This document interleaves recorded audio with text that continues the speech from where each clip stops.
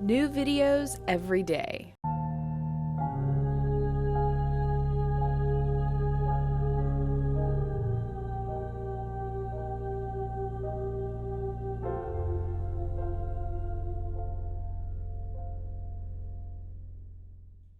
Hey everybody, it's Kaylee, and today we're going to be talking about techniques used by our government to manipulate the masses, mind control, and Project MkUltra.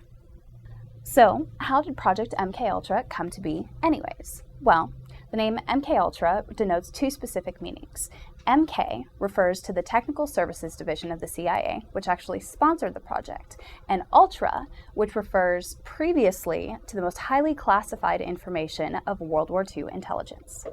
The most influential precursor to Project MkUltra was Operation Paperclip, run by the CIA that began in 1945. Now, the goal of Operation Paperclip was to recruit former Nazi scientists who had done extensive research and experimentation on torture and mind control. Project MkUltra was not the only project that grew out of Operation Paperclip. Others, such as Project Bluebird or Project Chatter, also grew out of this, but their goal was all the same: to study mind control and behavioral modification. Headed by Dr. Sidney Gottlieb, Project MkUltra actually began on April 13th of 1953 in the CIA's response to learning manipulative techniques that had been used on our own United States prisoners of war by the Soviets, Chinese, and North Koreans to their own, or rather our own, advantage. So now that we know where the origins of Project MkUltra came from, let's talk about some of the specific goals of the project itself.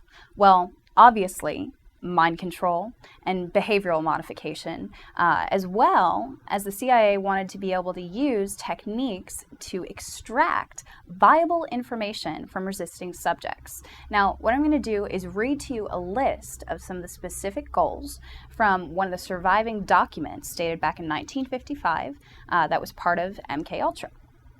What these goals do is they refer to an assortment of mind-altering substances that were used in research and study. So, number 1, find substances which will promote illogical thinking and impulsiveness to the point where the recipient would be discredited in public.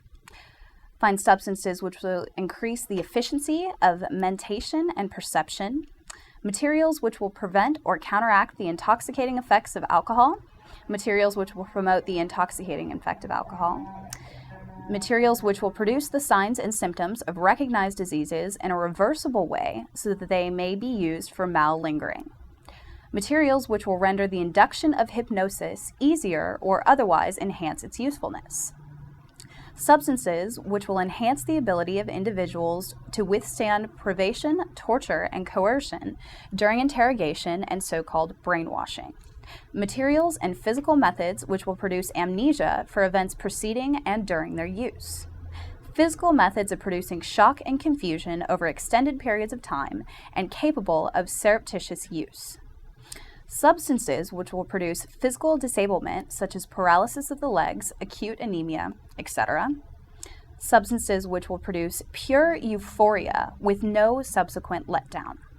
Substances which alter a knockout pill which can surreptitiously be administered in food, drinks, cigarettes, as an aerosol, which will be safe to use, provide a maximum of amnesia, and be suitable for use by agent types on an ad hoc basis.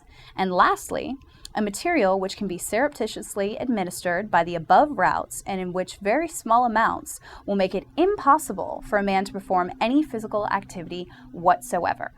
Now, what the CIA did was they poured $10 million, maybe more, into reaching these goals. So, now that we know the origins of MkUltra and some of its specific goals, well, how is research being conducted by the CIA? A vast amount of experimentation was done over the 20-year course that MkUltra ran. Now, some of the subjects involved in these experiments included CIA operatives, military personnel, various government agents, doctors, mentally ill patients, as well as members of the general public here in the United States and in Canada. And these people generally had no idea they were being experimented on. This means no knowledge and no informed consent. The use of psychedelic drugs and hypnosis was explored greatly. Now, the CIA liked to use LSD in a lot of the experiments. Supposedly, it was later abandoned because the results that it would produce in individuals, as far as mind control goes, they were really unpredictable. However, one such instance of an LSD experiment includes Operation Midnight Climax, which was a subproject of MkUltra. In Operation Midnight Climax, basically the CIA went to San Francisco, Marin, and New York and set up several brothels. From there, prostitutes on the CIA payroll would go out and lure clients back to these brothels and then dose them with LSD and sometimes other drugs. And from there, the research would begin. And this was done through sexual blackmail, as well as complete surveillance through one-way mirrors of the clients and their behaviors and actions after being dosed up. Basically, the way these men were chosen is because they were suspected to be unwitting individuals that would be so embarrassed by the thought of everyone knowing they had gone to pick up a prostitute that they would never speak of these events afterwards. And this is just a singular case of experimentation.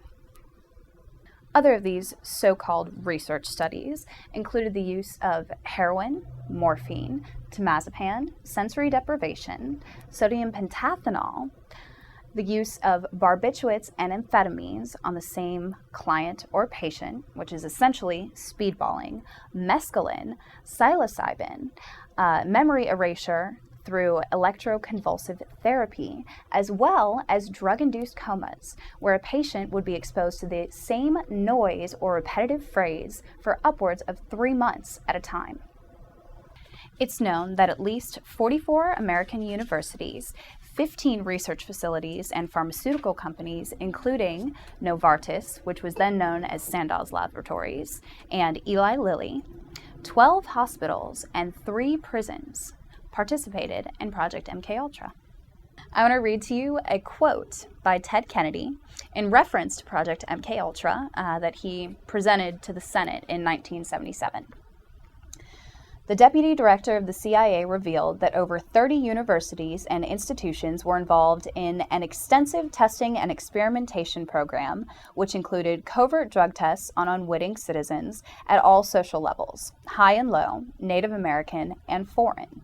Several of these tests involved the administration of LSD to unwitting subjects in social situations. At least one death, that of Dr. Frank Olson, resulted from these activities. The agency itself acknowledged that these tests made little scientific sense. The agents doing the monitoring were not qualified scientific observers. In 1973, most of the documents from Project MkUltra were destroyed, and it wasn't until 1975, through U.S. Congress, that it came to public attention.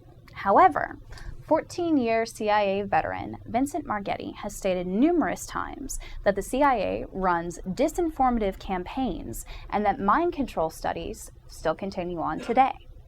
Also, in an interview in 1977, he stated that the entire story of MkUltra being abandoned, well, it was a cover-up.